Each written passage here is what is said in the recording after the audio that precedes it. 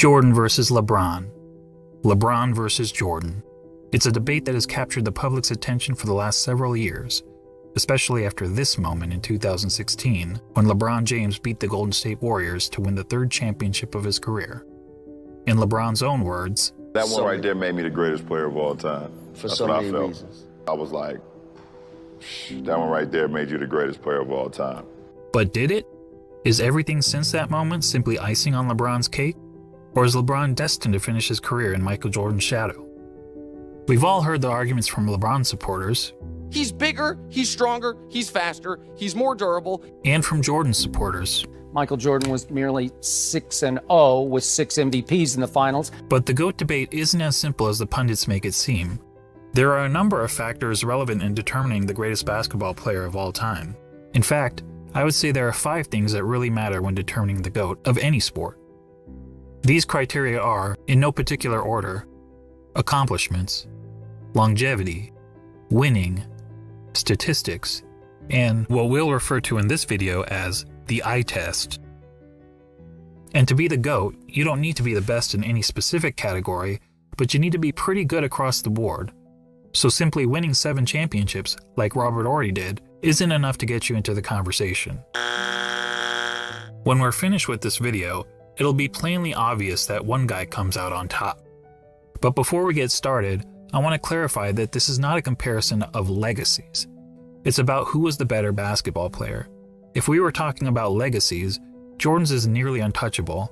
Not only did he lead basketball to global popularity, he helped transform Nike into an empire, changed the way players played and how they dressed, and he even made it cool for guys to be bald. And while those things certainly contribute to MJ's iconic status, they don't make him a better player on the court. So let's evaluate the criteria that matter, and we'll start with individual accomplishments. Take a look. Jordan had more regular season MVPs, twice as many finals MVPs, 9 more scoring titles, and several more selections to the NBA's All-Defensive team, including once being named Defensive Player of the Year. LeBron has more All-Star appearances, but that's largely due to his having played more seasons. In fact, when taking into account retirements and major injuries, Jordan essentially played 13 seasons compared to 17 seasons for LeBron, making Jordan's significant lead in accomplishments all the more impressive. And that's to say nothing of MJ's brilliant college career, which saw him twice named All-American and once awarded College Player of the Year, at a time when the country's best players actually went to college. So regardless of whether you're a LeBron fan or MJ fan, you have to give the accomplishments checkmark to Jordan. The second criteria in our GOAT analysis is longevity. And this one is also a no-brainer, but this time in favor of LeBron. Not only has LeBron played more seasons in the league, but he's had a longer peak than Jordan. Jordan's peak lasted about 10 years, whereas LeBron's peak has lasted 16 years and is still going. And he's been incredibly durable during that time, missing significant time to injury only in 2019. That said, the claim that LeBron has been much more durable than Michael has been a bit overblown. Consider that Jordan played in at least 80 regular season games 11 times in his career, including all 82 games an incredible 9 times. Compare that to LeBron, who played in at least 80 regular season games just twice, and in all 82 games just once. So both LeBron and Jordan get high marks for their durability. But durability aside, the bottom line is that LeBron has sustained his level of excellence for a much longer period of time than Jordan, which puts the longevity checkmark squarely in LeBron's corner. That brings us to the third GOAT criteria, winning. As we all know, Jordan won 6 championships, LeBron has won 3. Jordan is 6-0 in the NBA Finals, LeBron is 3-6. Yes, LeBron has made the finals 9 times compared to only 6 times for Jordan, but let's not pretend that making the finals is the same thing, or even close to the same thing, as winning a title. Take a prime example from another sport, the Buffalo Bills. They're the only team in NFL history to appear in 4 consecutive Super Bowls. But is there a single player or fan of that team that wouldn't trade all 4 of those appearances for just 1 Super Bowl win? Frankly, talk to any fan whose team lost the season's final game and ask them how they felt afterward. Almost universally, their feelings are of sadness, anger, and disappointment. And that's just the fans. For players, those feelings are only magnified. Listen to Charles Barkley talk about losing in the NBA Finals. And I was just in shock when it was over because I had to, I was frustrated because I couldn't wheel my team past Michael and the Bulls. And first of all, I don't think I've ever gotten over it, number one. But that was traumatic, and it's painful. So we can all stop with this false equivalence between winning the championship and finishing runner-up. In the words of Herm Edwards, you play to win the game. Hello? You play to win the game. Now back to Jordan and LeBron. As mentioned, on basketball's biggest stage, the NBA Finals, Jordan was 6-0. LeBron was 3-6. And frankly, that doesn't even show how lopsided their records really are. In terms of individual finals games, Jordan was 24-11. LeBron is 18-31. And that's because in 4 of his 6 finals losses, LeBron's team hasn't even been competitive. Twice he got swept, and 2 other times he lost 4-1. That includes being on the wrong side of the 2 most lopsided finals by margin of loss in NBA history. Of course, LeBron fans will tell you that the only reason for LeBron's poor finals record is that his competition was so tough. Ironically, some of these same fans criticized Jordan for losing early in his career to a Celtics team stacked with 5 Hall of Famers, and they conveniently gloss over the fact that LeBron reached the finals so many times in part because the competition in his own conference was so weak. During the vast majority of his career, LeBron played in what many dubbed the Leastern Conference because the East was so much weaker than the West. On the other hand, during Jordan's playing days, the East was generally considered the stronger conference, as Jordan had to battle through hard-fought rivalries against the Bad Boy Pistons, Patrick Ewing's Knicks, the Shaq Penny-led Magic, and Reggie Miller's Pacers. That said, if you want to blame LeBron's failure in the finals on the level of his competition, I won't argue with you. But let's also not blow it out of proportion. If you look at the average number of wins of their finals opponents, you'll see that LeBron's finals opponents averaged 60.8 wins per season, whereas Jordan's finals opponents averaged 61.2 wins per season. So as it turns out, both players faced stiff competition in the finals. But a big reason we don't hold the 93 Suns, the 96 Sonics, or the 98 Jazz in the same regard as some of LeBron's finals opponents is because, unlike LeBron's adversaries, Jordan's opponents never actually won the Larry O'Brien Trophy. Which goes to my original point, that the difference between winning the title and finishing runner-up is huge. And the reason those teams never won the title? This guy. Look, I'm not trying to say that Jordan's opponents were as good as the Warriors teams that LeBron faced 4 times in the finals. The truth is that Jordan never played a juggernaut quite like that. But there's a pretty good reason for that. Jordan's Bulls were the juggernaut. They were the team winning 70-plus games. They were the team with the target on their back every year. And as the Warriors showed us, that's not an easy place to be. As great as the Warriors were, they were never able to string together 3 consecutive championships.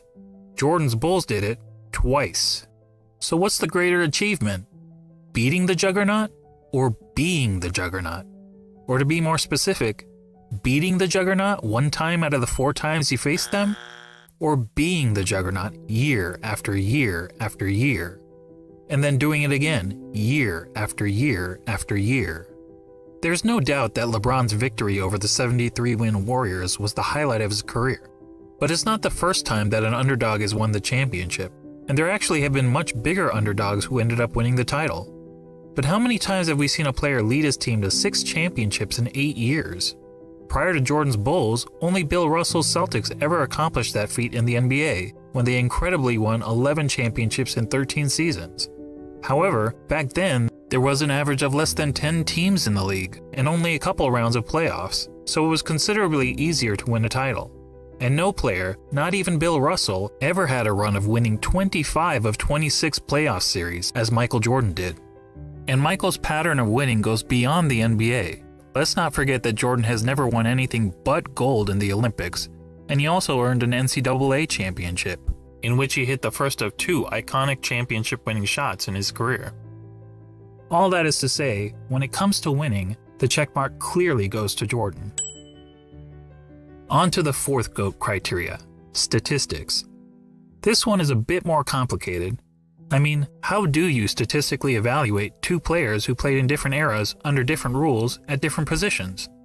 One way of doing it is to simply look at the 8 traditional statistics of basketball: points, assists, rebounds, steals, blocks, field goal percentage, free throw percentage, and turnovers. And we'll focus on per game stats rather than cumulative stats, since cumulative stats such as total career points and total career assists really speak to longevity, which is already its own category of the GOAT analysis. Per game stats, on the other hand, is more of an apples to apples comparison. So looking at the 8 traditional stats, we see that Jordan leads LeBron in 5 of them: points per game, steals per game, blocks per game, free throw percentage, and fewer turnovers.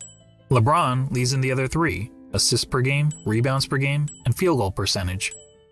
But that's a pretty simplistic way of looking at statistics. What if we instead turn to analytics? Probably the most well-known analytic stat is player efficiency rating, or PER for short. This metric was created by respected basketball analyst John Hollinger to give an overall rating to a player's performance based on traditional stats like the ones we just mentioned. Jordan has led the league in PER 7 times, LeBron 6 times. Jordan has finished top 3 in PER 10 times, LeBron 9 times. In fact, Jordan has the highest career PER in both the regular season and the playoffs. Another popular analytics stat is win shares. Jordan has led the league in win shares 8 times, LeBron 5 times. Jordan has finished top 3 in win shares 11 times, LeBron 6 times. And when it comes to win shares per 48 minutes, Jordan has the highest career rating in both the regular season and the playoffs. What about box plus minus? Until recently, LeBron was actually ahead of Jordan in career box plus minus. But after the 2017 season gave Russell Westbrook the greatest single-season box plus minus in history by a wide margin, the architect of box plus minus realized that the stat was fundamentally flawed. So he made some changes to improve its formula. As a result, Michael Jordan now has the highest career box plus minus in both the regular season and the playoffs. And lastly, what about value over replacement player, which on its face seems to favor LeBron James? Well, value over replacement player is a cumulative stat, and as previously noted, cumulative stats speak more to longevity than they do game-to-game dominance. That said, according to value over replacement player, Jordan owns 6 of the 9 greatest individual seasons ever played. And on a per-game basis, MJ's career rating in value over replacement player is the highest of all time in both the regular season and the playoffs. Are you noticing a theme here? Not only does Jordan beat LeBron in every ratable analytics stat, he consistently ranks as the best ever across the board.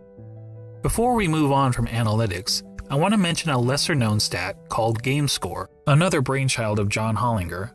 Game score measures a player's performance in a single game, so it won't tell us who's had the better career, but it does provide insight into who's had the greatest games. Now, we only have game score stats since 1983, so you won't see any mentions of Wilt Chamberlain here. That said, of the 100 highest game scores ever recorded, incredibly 19 of them belong to Michael Jordan. In other words, nearly 1 out of every 5 of the best single-game performances over the last 4 decades has been by MJ. That includes the highest game score of all time for Jordan's 69.18 rebound masterpiece. Comparatively, LeBron has had only 3 of the top 100 game scores. When discussing the GOAT, Nick Wright is fond of asking this question. The aliens come down. You have 1 game to save humanity. Who's your first pick in the history of the world? Well, Nick, I think we have our answer. Now that I've finished drowning you in numbers, let's be real. Hardly anyone watching this video knows how to calculate PER, win shares, box plus minus, value over replacement player, or game score. And why should you? This is basketball, not Good Will Hunting. So let's go back to the traditional stats that we all know and understand. But this time, let's add context to them. What do I mean by context? Well, some positions are simply better than others at racking up certain stats. Let's take rebounding as an example. In a vacuum, if we simply compare the number of rebounds per game of Brook Lopez and Jason Kidd, we might think that Lopez was the better rebounder. The truth is, relative to their positions, Lopez is statistically one of the worst rebounding centers in NBA history, whereas Kidd is statistically one of the best rebounding guards in NBA history. but even a poor rebounding center can grab more rebounds than a great rebounding guard solely by virtue of their roles on the court. So it makes sense that, to understand the context of a player's stats, we should compare them to the respective positions that they played. When comparing LeBron James to the other small forwards who have played at least 500 NBA games, this is where he ranks. Overall, that's pretty impressive. Now let's see how Jordan compares to all shooting guards who have played at least 500 NBA games. As good as LeBron is compared to other small forwards, Jordan is on another level when compared to other shooting guards. He's darn near the top of every major statistical category, and there isn't a single category where LeBron is better than MJ relative to his position, other than assists. So to sum up statistics, whether comparing traditional stats or analytics, and especially when judging these players in the context of the positions they played, Jordan has a noticeable edge over LeBron. As such, we have to give the checkmark to Jordan. And that takes us to the last category in our GOAT analysis, the eye test. And to be clear, by eye test, I don't mean which of these players is bigger, faster, or jumps higher. None of that is relevant unless we're having a track and field competition. And frankly, if physical measurables mattered, then George Murasan would be in the GOAT conversation.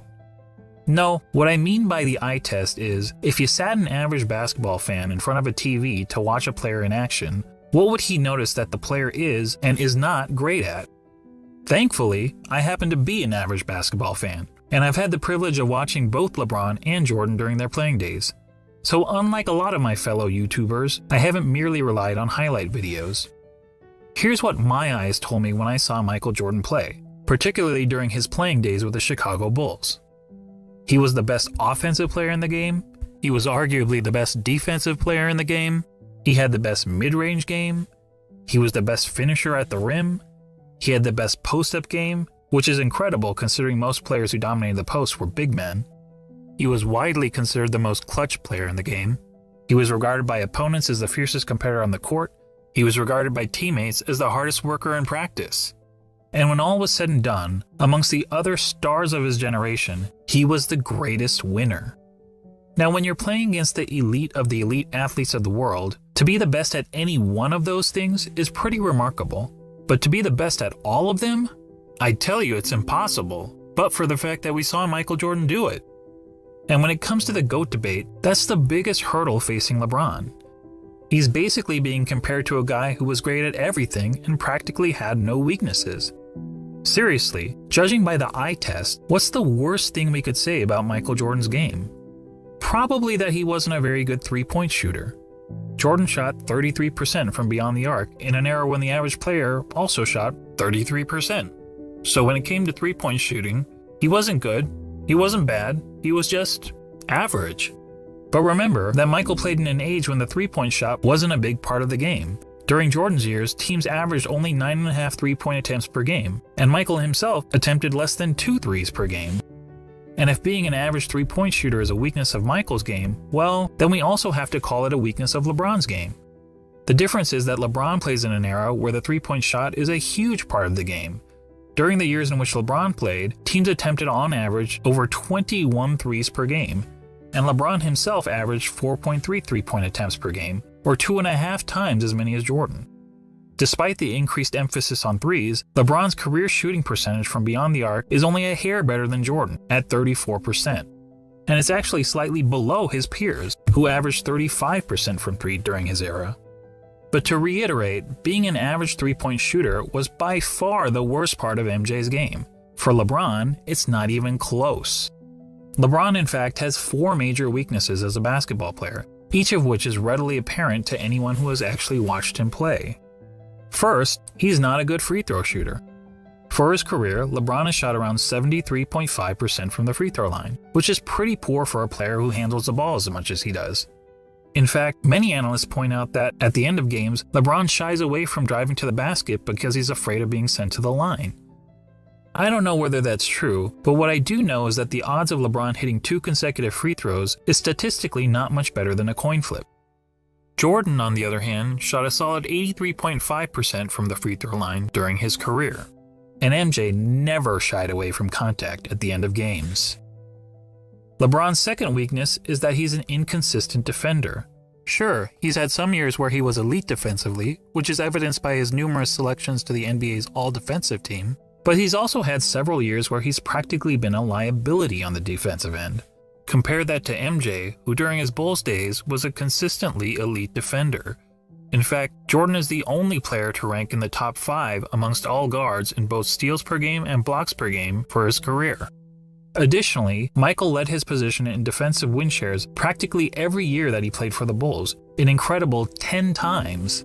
LeBron, comparatively, has led his position in defensive win shares on just 4 occasions, and in 5 of his last 7 seasons, he didn't even crack the top 10 at his position in defensive win shares. Now, some will excuse LeBron's recent falloff on the defensive end as a byproduct of his resting on defense so that he can have more energy on offense. And we can debate the merits of that strategy, but resting on defense is not something Michael Jordan was ever accused of doing. Heck, even as a 40-year-old, he was busting his tail on the defensive end. But what about the notion that LeBron's been the more versatile defender? LeBron supporters will argue that he can guard positions 1 through 5 on the court, such as when he guarded Derrick Rose for stretches in the 2011 playoffs. But LeBron's guarding the opposing team's point guard or center isn't something that happens very often. In fact, during his career, LeBron has spent less than 5% of his total minutes guarding the opposing players 1 or 5. So the versatility argument is highly exaggerated. And look, when it comes to versatility, Hometown Buffet may have a more versatile menu than Spago. That doesn't make it a better restaurant. LeBron's third weakness is that he's not a very good shooter. And this is a pretty significant flaw for someone claiming to be the GOAT. I mean, shooting the ball is the quintessential skill in the game of basketball. It's the part of the game that everyone practices, whether on the playground, at the YMCA, or in the NBA. Now, some people will contend that LeBron is actually a better shooter than Jordan because he has a better career field goal percentage. And yes, LeBron's career field goal percentage is 50.4% compared to Jordan's 49.7%. But recall what I said about placing stats into proper context. To help us understand context when it comes to shooting, allow me to introduce DeAndre Jordan and Tyson Chandler. We all know that DeAndre and Tyson were great rebounders and defenders, but what if I told you that they were also 2 of the greatest shooters of all time? That would be certifiably crazy. Yet if you look at all the shooting metrics, field goal percentage, effective field goal percentage, true shooting percentage, both of these guys rank near the top in NBA history. Of course, there's an obvious reason for that. As we all know, both DeAndre Jordan and Tyson Chandler take a lot of their shot attempts on dunks, layups, and putbacks, which are extremely high percentage shots. Well, guess what? So does LeBron James. In fact, every single year of his career, the shot that LeBron James has taken the most has been within 0 to 3 feet from the basket. In other words, dunks, layups, and putbacks. More than 1 of every 3 of LeBron's shots has been within this point-blank range, which is aided by his playing in an era where it's been relatively easy to get to the rim, particularly when compared to the physical era in which Jordan played. And just like every other player, LeBron is really effective from 0 to 3 feet, hitting over 73% of these shots. But how does LeBron fare from outside this range? According to basketballreference.com, LeBron's shooting percentage from outside 3 feet is 37.5%. It's even poorer in the playoffs where he shoots 35.9%. And it gets even worse in close and late situations. In the last 2 minutes of games where the score is within 5 points, LeBron hits only 31.7% of his jumpers. Look, it doesn't take a rocket scientist to know that these numbers aren't very good, which is probably why in the 2013 finals, the Spurs' defensive strategy against the Heat was to basically dare LeBron James to shoot. And keep in mind, this was against LeBron in his prime. Can you imagine an opposing coach using a similar strategy against MJ? Now, LeBron actually credits the Spurs for forcing him to work on his jump shot, but it's not as if his results have gotten much better since then. Here's LeBron's shooting percentage from outside 3 feet over the last 6 years. Yikes. Well, I'll give him this, he is consistent. For comparison, consider that in the last year of Michael Jordan's career, as an aging player on the Washington Wizards, Jordan shot close to 42% from outside 3 feet. While that's certainly not great, it means that even as a 40-year-old shell of his former self, Jordan was still a better shooter, a far better shooter than LeBron James. Unfortunately, Basketball Reference doesn't have advanced shooting metrics from Michael's Bulls days, when he was a significantly more efficient scorer, but few would argue that Michael was anything but a lethal jump shooter when he was wearing red and black. When it comes to shooting, all of us can recall practicing shots on the blacktop, counting down 3, 2, 1 before launching a shot at the rim. Well, if you were pretending to be LeBron James, you'd brick almost 2/3 of the time. Actually, that's not entirely true. If you were playing against a countdown, it would be much, much worse. And that gets me to the last major weakness of LeBron's game, his performance, or more accurately, lack of performance, in the clutch. Remember when people were praising LeBron for making a couple of buzzer beaters in the playoffs 2 years ago? They used these stats to claim that LeBron was better in the clutch than Jordan. But look at these numbers carefully. What stands out to you? How about this? People were using a sample size of less than 1 shot per season to make the case that LeBron was more clutch than Jordan. That would be the equivalent of polling just 100 people in the country to try to predict the winner of the next presidential election. So let's use more telling stats, shall we? Here's a situation that's often used to determine a player's clutchness. 5 seconds to go in the fourth quarter or overtime, and your team needs a bucket to either win or tie the game. It answers the age-old question, who do you want taking the last shot with the game on the line? It turns out that in the regular season and playoffs combined, LeBron has taken 94 such shots. That's a pretty good sample size. And how many of those 94 shots has LeBron made? 19, for a shooting percentage of 20%. Let me repeat that. 20%. Guys, that's not bad in the clutch. That's atrocious. Michael Jordan in the same situation shot roughly 50%. Yes, that's right. Jordan's performance under pressure was the same as it was throughout the rest of the game. And that, my friends, is the definition of clutch. So there you go. When it comes to the eye test, our eyes tell us that one player, Michael Jordan, is great at everything and has practically no weaknesses. And the other player, LeBron James, while also having a ton of strengths, has several obvious flaws to his game. And when all is said and done, after analyzing the 5 key factors of being the GOAT, Jordan gets 4 check marks to LeBron's 1, making this GOAT debate, well, not much of a debate at all. Now, don't get me wrong, I'm not saying that LeBron James is a bad player. He's a phenomenal player. Personally, I have him on basketball's Mount Rushmore, along with Jordan, Kareem, Wilt Chamberlain, and Bill Russell. He's just not Michael Jordan. And just to underscore how good MJ was, let's ignore LeBron and Jordan for a minute and focus on the other 3 players highlighted here, Kareem, Wilt, and Bill Russell. Most would agree that these are the 3 greatest centers in NBA history, and each of them has a strong case to justify his standing among basketball royalty. Wilt is an all-time great because he was an offensive force of nature, and he holds a ton of NBA records. Russell is in the conversation because he was a dominant defender and a perennial champion. Kareem also led his team to numerous titles, and in terms of individual awards and accolades, was the most decorated of the 3. Not to mention, he had the NBA's most unguardable shot. Now imagine a center that had all the best qualities from these 3 titans. A player like that would be the basketball equivalent of Thanos. Now add to that player the highest level of intangible attributes, such as a tireless work ethic, unmatched killer instinct, and an ability to deliver in the clutch. And now you'd essentially be looking at Thanos with all of the Infinity Stones, and no one would question whether this player was the greatest of all time. But the truth is, we don't have to imagine such a player. That player already existed. He just happened to be a shooting guard, not a center. When you think about it, Michael Jordan is the real-life version of an overpowered video game character. He had all the qualities we look for in a superstar athlete, and he had it in spades. He's basically Babe Ruth, if Babe Ruth played defense like Willie Mays. And that's why, even in comparison to the other all-time greats, he is truly in a class of his own. Simply put, he's the GOAT.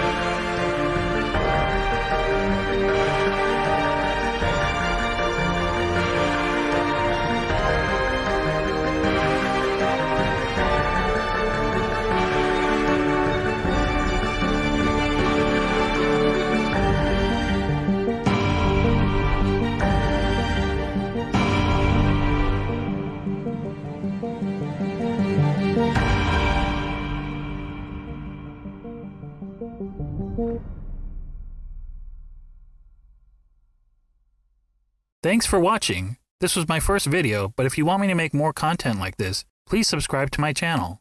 Also, if you like what you saw, please click the like button below and share this video with your friends. And leave a comment to give your thoughts on the GOAT debate.